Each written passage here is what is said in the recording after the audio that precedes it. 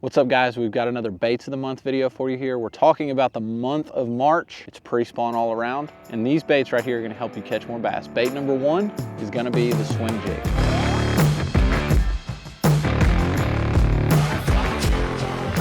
The swim jig in the month of March is one of the best baits. You're going to fish this the same places you would a spinner bait or a chatter bait, or even where you're going to flip some shallow grass. But as these big females begin to move up, they really haven't started to spawn yet a lot of times, but they're getting around that shallow, heavy cover on a warm day. A swim jig is essentially just a more subtle chatterbait. Fish a lot of times, I mean, when you think about a shad, they don't have a crazy blade flapping. While I love a bladed jig, I love a spinner bait, I love a lipless crankbait, a bait fish is really subtle, and a swim jig is no different. And with a swim jig, color depends on the area and forage you're in. If you're in Florida, you just saw Bill Lowen win the Bassmaster Elite Series on the St. John's on a black and blue swim jig. If you're in Texas, you're fishing around bluegill, you can throw black and blue, you can throw green pumpkin, or you can throw white. We've got a lot of shad. Shad are king here in the state of Texas. And just a simple 3/8 ounce white swim jig paired with the trailer of your choice to fit the forage. You hear me say it a lot on the channel. Bait size selection is dependent on the forage. This is a dirty jig swim jig. It's got a really good hook in it. I throw a swim jig on braid, so I want something with a big wire hook that's not going to flex. And let me tell you, you cannot bend this hook out. I'm going to throw it around heavy cover, so I want something with a good weed guard. Two things I do. You'll see I trim the weed guard so that it doesn't go far past the hook point. And also I like to fan that weed guard out to give me as much coverage as the swim jig rolls around cover, but also when you fan it out, it becomes a little thinner and it's going to push over that hook point just a little easier to give you the good hookup ratios. With trailer, I've got the Jackmaster from G-Crack on right here. If I'm around really big fish, I'm going to switch something up to like a Bellows shad, or even a Bellows gill swimmer for a little bulkier profile, especially if they're feeding on bluegill. But simple boot tail style swim jigs are what I like to go for. In other parts of the country, I will throw on a speed crawl or a Rage swimmer, something like that. But in the state of Texas, with shad being king, that's why I like a small boot tail. It also allows me to slow the bait down and get it down in the water column when I need to. In the month of March, you've got two ways that you fish a swim jig. We've got the Alabama Shake, what you see them do on the Coosa River. Super fast, super high in the water column. But in the month of March, most of the country, the water is sub 60 degrees. So I like to actually take the swim jig and fish it really slow. I like to slow roll it in the month of March. I will swim it fast if the situation arises, you get water temps up above 60 into that 65 degree range where fish have started to spawn. But a slow roll, it's gonna feel silly. You're not gonna feel much thump until that big fish eats it. So bait number one is a swim jig. Make sure you got one tied on in the month of March. Bait number two is going to be the swimmer.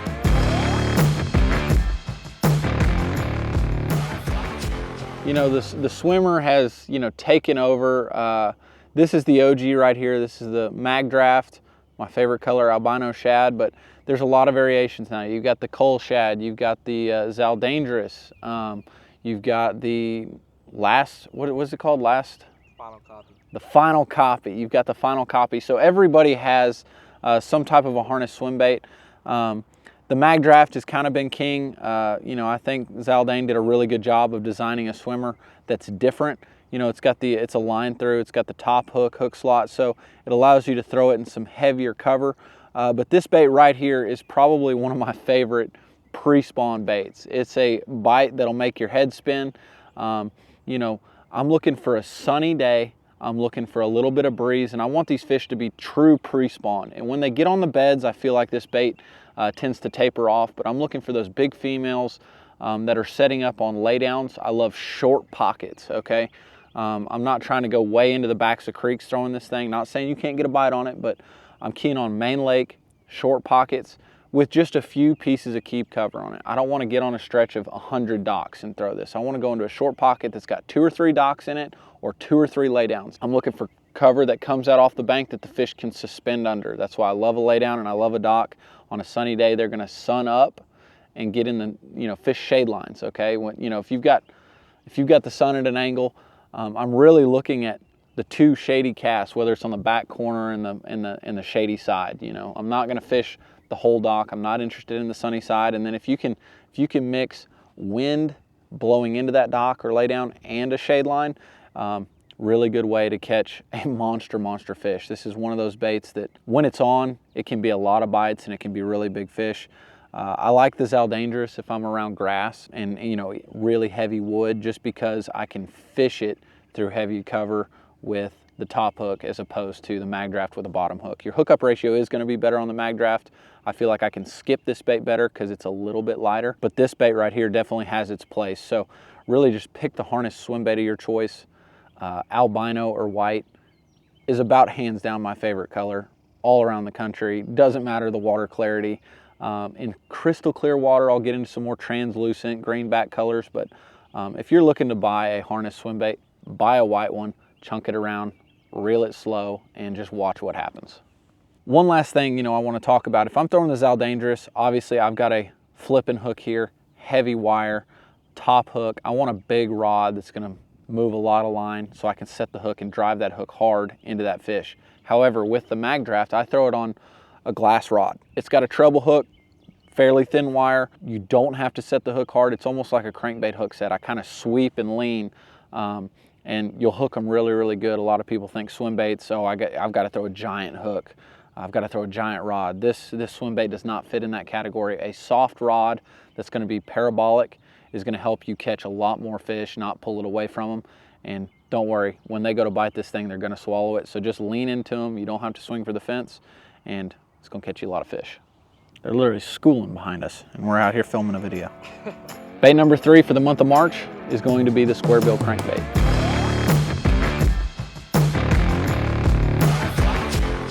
You know, in the month of February, I pulled out the DT6. Typically, fishing, you know, you're getting those first pre-spawners, even still some wintertime fish in the month of February, but as these fish begin to move shallow, especially if I'm in some dirtier water, I'm going to break out the square bill. The difference between a DT6 or a flat side and a square bill is going to be, one, how much it moves. It's got a fat wobble.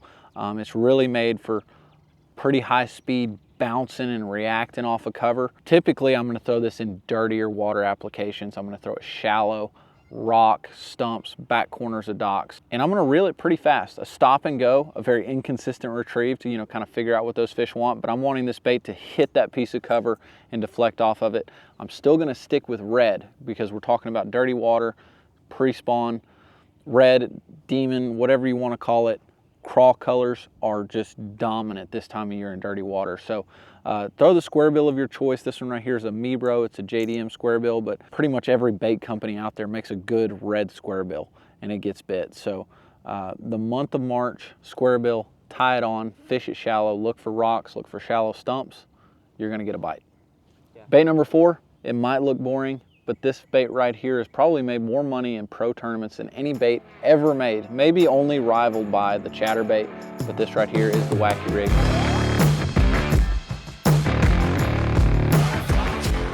And this is gonna be for those fish that are pulling up, floating under docks. A lot of times, you know, if you heard me earlier talking about those floating fish under docks with the mag draft, they want wind, they want that shade.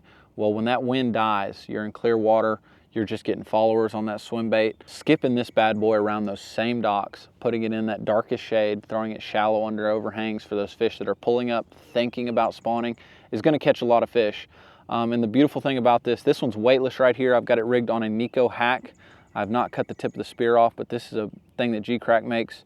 And you can Nico rig anything. Bellows shad, bellows gill. I mean, if you can dream it, you can Nico it. Simply just a spear with a little back end here. It's got a hook hole through the spear so that your bait will not tear off and skip off. You know, when you're throwing an O-ring or something like that, it tends to slide up the bait. Sometimes you go to skip it, your bait goes one way, your hook goes the other way. So this right here, the Nico hack from G-Crack, is something that I absolutely love. Anytime I'm wacky rigging. And 2, this one's weightless. You can throw a nail weight in it, your size of choice. Typically, I like a lighter nail weight. It's gonna change the action. You're gonna get a straight fall. And one thing I like to do when you get a straight fall, I actually pivot my Nico hack around so that my hook will sit more like this, okay? Dang, that looked like a big one.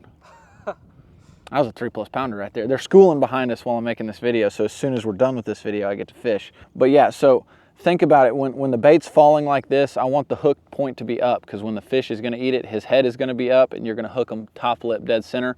Same thing with whenever you put a nail weight in it. Your bait's gonna spin, so I want that hook to be up, okay? You know, you can throw anything from a 64th ounce nail weight to a 1/4 ounce nail weight. I've got big ones, so depending on the depth you're fishing, the type of cover you're fishing, and what the fish are wanting that day. If they're wanting something slow falling, they're wanting to eat it high in the water column, throw it weightless. If you've got some wind and you need, you know, just a little bit more weight to get it down, or they're wanting to chase something down and eat it off the bottom, throw a nail weight in it. Wacky rig catches a ton of fish, all times of year, but especially in the month of March. Bait number 5 is gonna be the buzz bait.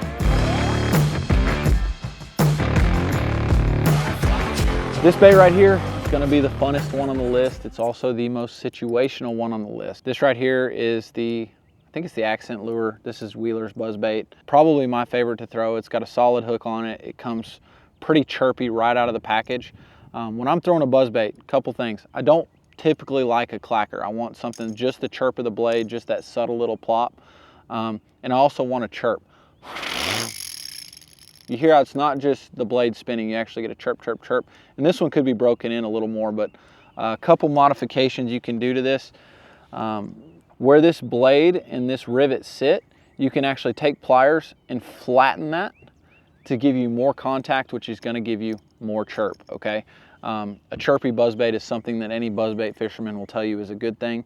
And so breaking a buzzbait in, a lot of times after throwing them for a day or two, they're gonna sound better, and I honestly think it starts to get more bites. You can get creative with how to break them in. I've seen people hold them outside the truck window on the way to the lake to get that blade to spin thousands and thousands of times at super high speeds. So get creative with it, break your buzzbait in. Not every buzzbait is the same, not every sound is the same. The days that I love to throw a buzzbait are gonna be those warm front days. So we're talking about the day when it's the storms begin to hit. It's been warm. You're at the tail end of a warming trend, and the fish have moved shallow, maybe even begun to start to spawn. It will work in clear water, but I like dirty water, and I love throwing it around stumps and shallow wood. Typically, a buzzbait tends to excel in the month of March on a siltier body of water. I'm not going to do this as much on a highland reservoir with tons of rock, because on those siltier bodies of water, fish tend to get shallower and relate tighter to those specific pieces of cover, like stumps, little root systems of grass patches, and there is no such thing as too shallow. In the back of a pocket, I might be throwing it that deep. You'll be catching 4 and 5 pounders, and I like it in dirty water too, kind of the dirtiest water you can find within reason. I want water that's less than a foot visibility. And a few modifications I do to my buzz baits. I always take the skirt off, okay? I feel like when I'm throwing a buzz bait, taking the skirt off and adding a good sized trailer like a bellow shad, some type of small swim bait like a Jackmaster, or you know, if I'm really wanting a bulky trailer that allows me to skip it, throwing something like a horny toad on the back of it, not only improves how slow you can fish that bait, because as you add plastic and it creates buoyancy, you can fish the buzz bait slower, get that blade to just and we're talking, this is, water's still pretty cold. I'll start throwing this, you know, water in the mid 50s is when I really love to start throwing a buzz bait. But also having that bulky trailer gives those fish a target. When a fish comes up to slurp a buzz bait and all they have is skirt, it doesn't have a lot of drag. When you've got a big trailer on it, something about it, your hookup ratio just goes through the roof. It just gives them that target, it gives them something to hold on to and slurp. Whenever they open their mouth, it's just more suction power. So I always throw a trailer on my buzz baits because your hookup ratio is going to be better. Color variations, this is a black one right here. My favorite color is probably black with a gold blade. And then again, I take the trailer off so you can make adjustments to the color of the bait you want based off of what trailer you put on it. You want a green pumpkin one, black and blue, you want a white one. It's really simple. So more importantly than the color of the head and the skirt is the color of the blade, and I prefer a black one or a gold one. So those are my 5 baits for the month of January. We've got some really fun ones on here, and we're about to head to Lake Murray. Hope they catch me a lot of fish, and hope you guys enjoy the video and you learned something.